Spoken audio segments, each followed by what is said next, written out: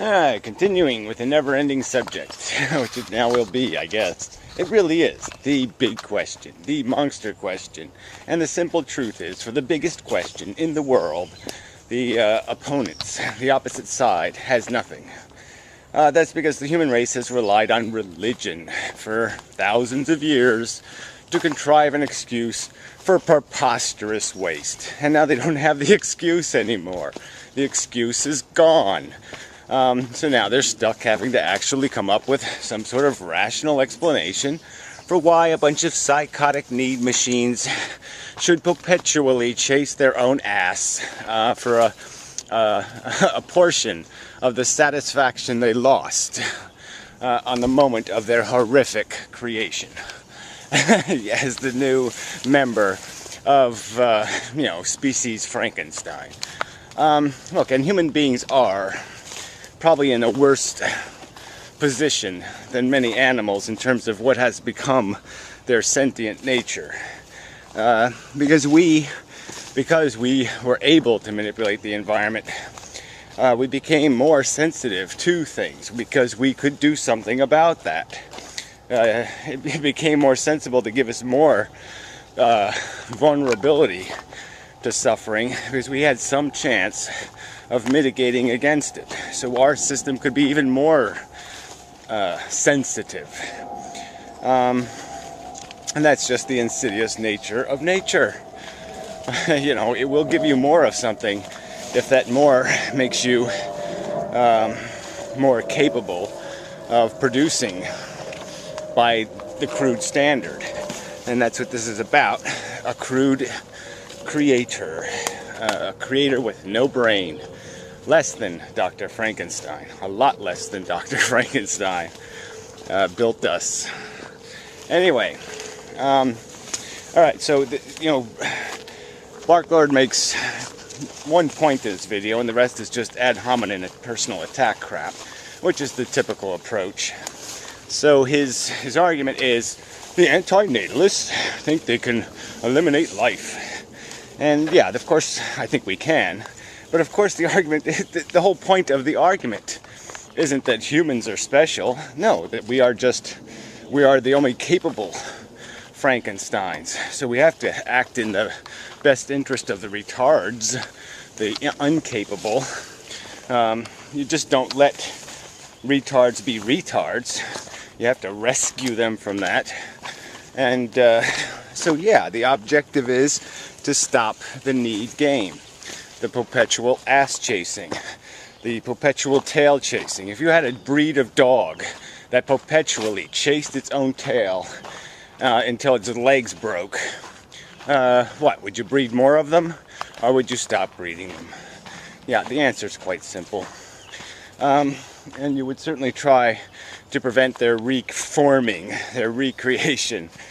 It would be stupid not to. And if there was some subspecies, that only chased its tail 99% of the time, not 100% of the time, you'd take care of them too. So it's a stupid argument. Of course, life is the target. And again, the only defense you have is this weepy, emotional mumbo jumbo. Oh, but life is puppy dog and kitty and flower. You have a perception of life as something other than a parasitic DNA molecule cannibalizing on an isolated planet in the slums of the universe. And so as long as you have a fake, false, completely bullshit notion of the reality, of course you're going to want to defend it because you don't see it for what it is. Again, you've dressed the succubus in, garters and a push-up bra and are pretending you've got something fuckable. And you're just so fucking duped. So anyway, so then he gets into this whole argument about suicide, which is just so bogus because we've been over it so many times. I mean, I have a channel called Graceful Exit. Right, so I've certainly advocated suicide, and on that channel I've explicitly said that people should be able to kill themselves for any reason. As soon as they don't have a reason to live, they should die. Right, so if they can't convince themselves that they need to do this some more. As soon as the need is gone, if they're not hungry, why the hell would we force feed them? That's disgusting. So, I don't want to reiterate arguments I've already iterated. Yeah, how you doing? Hey, pup. So yeah, I mean, it's just a bogus argument, because we've been over it and over it and over it. And the reason why, and this whole argument that somehow anti-natalists should be all ready to bail out because of their philosophy basically says life is kind of futile and pointless. Well, of course, maybe some of them are. I mean, it wouldn't take much. Yeah, I mean, give me a cold that's bad enough and I might bail out. I mean, I'm not going to hang in here and endure horrible hardship for the game, and I think you know that. But at the same token, I'm also a little bit demanding, because I know there's technology that can make my exit very graceful. And I know the only reason why I can't have access to that technology is because of the grotesque, obnoxious bigotry of a bunch of kooks who think they can tell me life is worth living. A bunch of kooks that you basically aid and comfort with your little babble. So yeah, fuck you. I have a right to say life sucks. I have logical foundation for that statement, and I have a right to act on it with all the scientific technology that we have acquired. And I think you'd be pretty fucking offended if I denied you access to anesthesia because I decided to impose that on you for some sort of arbitrary, nonsensical, my God says so reason. If I did that to you and said you can't have anesthesia, you got a bad appendix, too bad. Have to cut it out with a fork, asshole. You'd find it really very offensive if I said you can't do that, and passed the law and gave you no access to that technology, for, like I said, for reasons completely my own, for reasons I obnoxiously from faith. Because I believe in the frog god, and the frog god said so. You'd find that so obnoxious, maybe, that you'd want to protest that. And you'd say, fuck you. And let's say the surgery was for something that wasn't immediately necessary. You didn't have to have it immediately. And let's say that it might even be obnoxious to the other people be around you. It's for surgery for, leaky pus disease. And you just leaked pus all day. You might find it almost pleasurable to hang around and leak pus on the fuckers who are denying you the right to fix your pus-leaking disease the humane, sensible, and graceful way. So yeah, I'm a little offended. So when I have my graceful exit, though, fucker, you watch and see how fast I'll get the fuck out of here. And like I said, but it's your choice. No one's arguing that you have to see it that way. If you can still understand the truth of reality and eat your lunch and have a little beer and still have a bunch of little happy thoughts dancing around in your brain, I'll just say you're an idiot. I mean, that's just the ignorance of bliss. You're happy with life because you don't see it.